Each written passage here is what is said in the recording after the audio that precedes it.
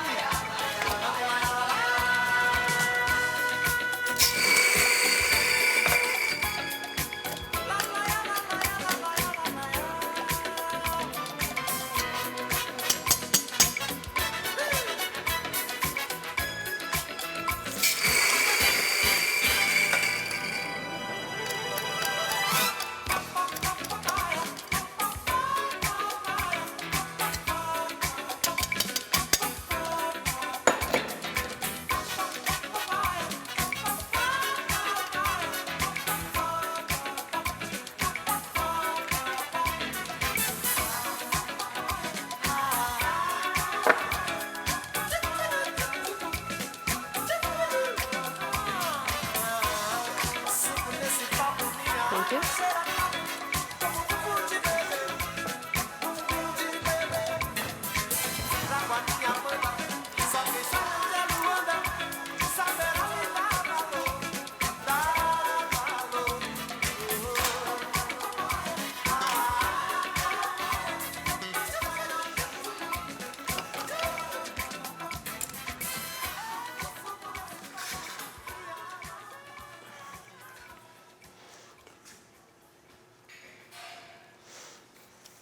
Now to talk a little bit about the processing. The cherries, they're hand-picked and then rinsed to wash away any excreted juices during the picking process. This is going to greatly improve the cup clarity of the coffee. After that, the coffees are going to be measured out for Brix level, which just means how much sugar is present. So, the ones that are over 23 are going to get chosen for anaerobic processing. The ones under are going to go off to be naturals. After the selected cherries are put into adapted dairy tanks, and then they're going to be fermenting without movement or air for 60 hours. After which, the mucilage is going to be checked for pH balance. Once it reaches 4.5, they're going to remove them, and with the cascara still intact, put them on raised African beds to dry for 18 to 21 days, depending on the weather. Now, this innovation in processing has just allowed us to explore the potential of the perception of Brazilian coffee and what it can taste like. And this signature beverage is going to highlight just that. So I'm going to be mixing together a cola syrup, a cola nut pineapple syrup, sorry about that. I'm going to be mixing that with my espresso. And I'm going to be mixing it with ice and then topping it off with just a little bit of sparkling water. Now the cola nut is going to emphasize the caramelized note, so the caramelized sugar and the golden raisins, while adding just a hint of vanilla. The pineapple is going to bring out the citric acidity by complementing it with a sour tropical fruit. The shaking is meant to chill, emulsify, and slightly dilute this beverage. And by adding a little bit of sparkling water, it's just going to liven up that texture a little bit. So just hang on tight.